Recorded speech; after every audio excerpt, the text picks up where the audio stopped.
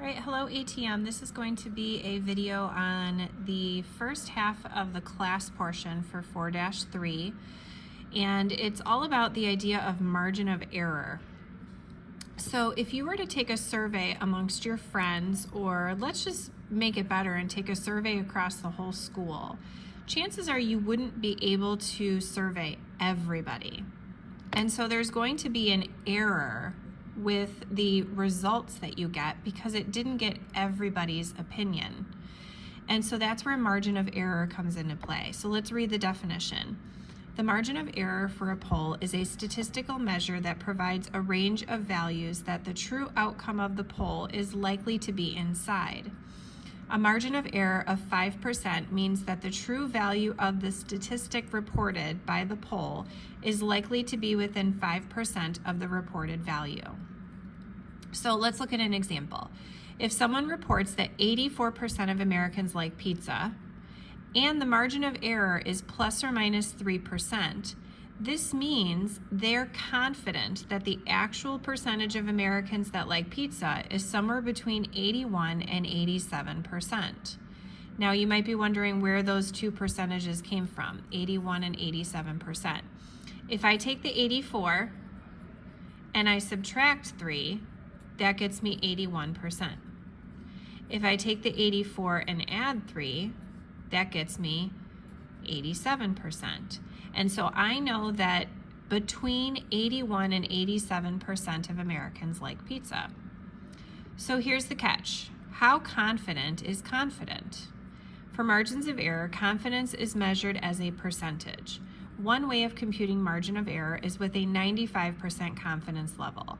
In our example above, a 95% confidence level would mean that the polling institution is 95% sure that the accurate percentage of Americans that like pizza is between 81 and 87%.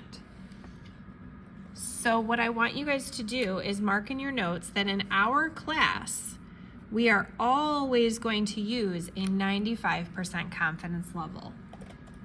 Now, if you take a statistics course in college, or if you're a junior and you're going to maybe take AP Stats next year or college prep stats, there might be a different confidence level that you see. So just be mindful that that could potentially change depending on what class you take.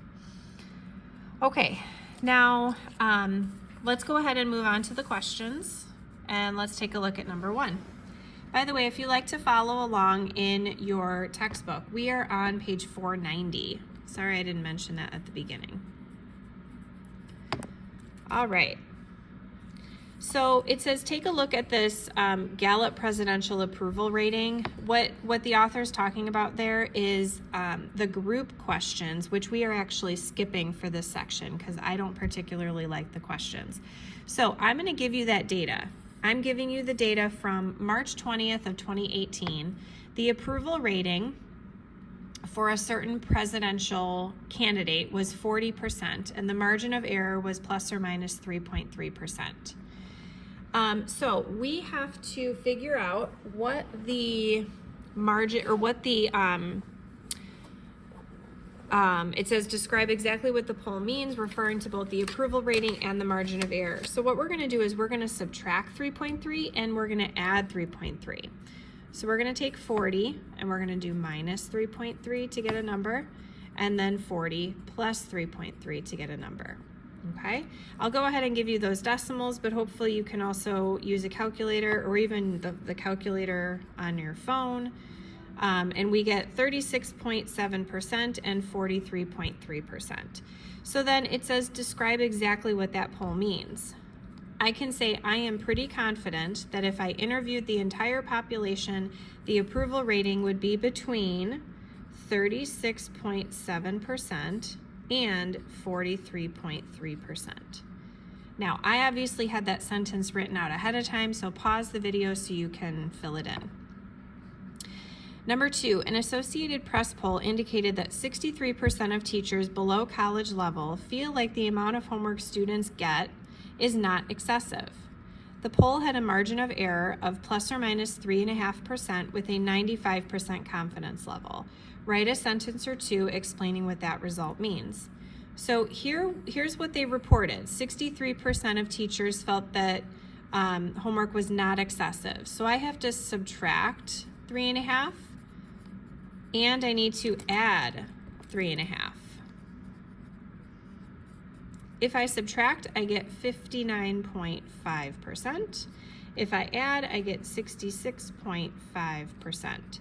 So here's my conclusion. The researchers are 95% confident that if they talk to all teachers in this category, between 59.5% and 66.5% would say the amount of homework is not excessive. So again, pause the video, fill in that sentence.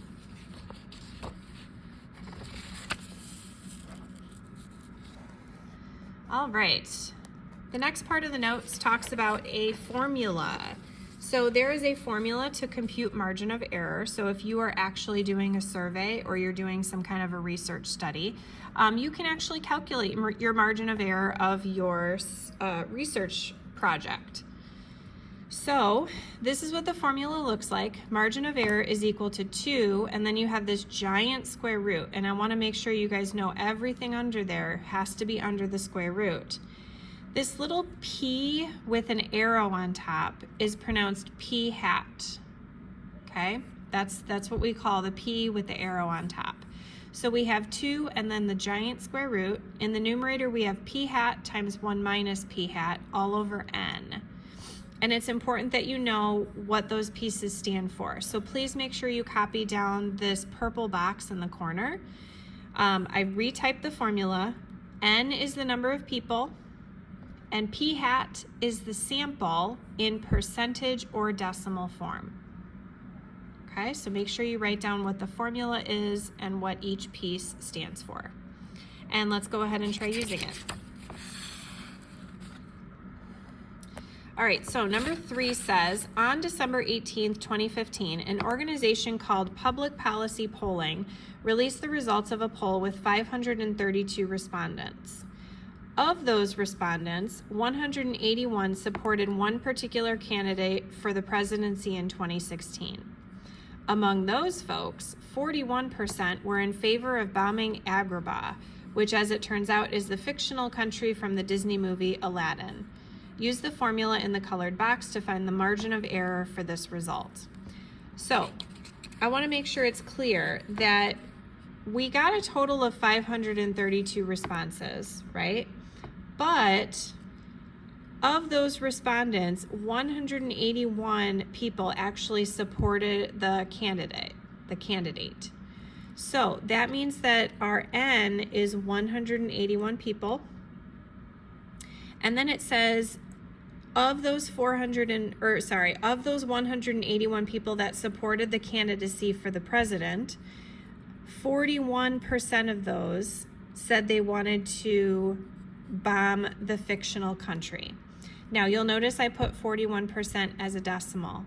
Okay, we have to put it in as a decimal into the calculator. So I could have written down 41%, but I might as well convert it now because I'm going to have to put it into the formula. So here we go. Margin of error starts with the 2, and then in a giant square root, I'm going to write 0.41 times 1 minus 0.41 all over 181. And that's what I would type into my calculator. Now, if you have the fraction option, I would definitely use it. I'll show you how to enter it if you don't. Okay, if you don't have the fraction option, what you're going to have to do is open parentheses for your numerator, which means you have double parentheses, right? So you have a parenthesis to open the numerator, but then you have parentheses around your 1 minus 0.41, so you've got 2 parentheses there, and then you can divide by the 0.181. All right, so that tells us that we get 0.0731. Now, I need to get a percentage, right? Percentage, margin of error, all throughout the notes so far, we've been talking about percentages. So multiply that times 100, and that tells us that our margin of error is 7.3%. Now, that's kind of a high margin of error. As we get through the notes into tomorrow's notes as well, when you do a research study, you want your margin of error to be probably 4% or lower. All right, let's move on to number 4. It says, write a sentence describing exactly what your answer to question 3 tells us about all American voters who supported that candidate. More detail is always better. So I started it by saying we are 95% sure, but then I left these blanks here. So what we have to do is take the 41% that we started with up here, and we need to subtract the 7.3, and then we also need to add the 7.3. So if I subtract, I get 33.7%. If I add, I get 48.3%. And that's what's going to be filled in on my sentence. So we are 95% sure that if we talk to all supporters of this candidate, between 33.7 and 48.3% would support bombing this fictional country. All right, now number 5 says, among all respondents to the survey, I highlighted all because that means we're going to be using the 532. 30% supported bombing a cartoon country, and public policy polling reported a margin of error of 4.3%. Does that number match with what you get from the formula above? So now we have to redo the problem. Notice our, I'm going to move my decimal. Notice our percent changed to 30% instead of the, where did it go? 41% here. And then my N is changing to all the respondents, which is the 532. And so let me go ahead and put that into my formula. So my margin of error has the 2 in front, and then I have p hat times 1 minus p hat all over my N, and I can type that into the calculator. That gets me 0.040, which I can write as 4%. Now, they said that their margin of error was 4.3. I would say the reported margin of error, I'll just abbreviate, was a little high. Not by much, but it was a little high. Okay, now I'd like you guys to try the Did You Get It in the textbook on your own. Pause the video, see if you can get it right. All right, here is the answer for the Did You Get It? Your margin of error should have been 3.15%. Then you have to take the 45 and you need to subtract the 3.15 and add the 3.15, and then you can write your sentence. We are 95% sure that out of the 1,000 people surveyed, that between 41.85 and 48.15% were notified about a possible data breach. All right. Now, question 6 says, let me just cover up my answer here. All right, for this question, don't look at the margin of error formula. Based on what margin of error measures, do you think the margin of error for a poll should go up or down as the number of people surveyed gets larger? Justify your answer. So I just want you to think about if you were to go out and survey a bunch of people, right? If you only surveyed 10 people out of the whole school, your answer or your result would probably not be very accurate. In fact, it might be kind of biased, especially if you only surveyed girls or only surveyed people in a math class or whatever it might be. And so if the number of people surveyed gets larger, do you expect your margin of error to get larger or smaller? And here's the answer. Talking to more people should make our results more accurate, and so the error would go down. If you ask more people about the survey question, then your error should go down, okay? So number 7 says, now look at the margin of error formula. Based strictly on that formula, what should happen to the size of the margin of error if the number of people surveyed gets larger? Does this match your answer to question 6? So if we look at this formula, I don't know if you guys know, I'm just gonna flip this over real quick. If you have a number, let's say 1/2, I know that that's 0.5. If I make my denominator bigger, does my decimal get bigger or smaller? Well, 1/3 is 0.33 repeating. That actually made my number smaller. So I made my denominator bigger and my number got smaller, and that continues to happen. If you make your denominator bigger, your overall number actually gets smaller and smaller. So if we look at the margin of error formula, dividing by a larger n gives a smaller overall amount, and so the error would go down. So hopefully that makes sense. All right, we have one more question. Question 8.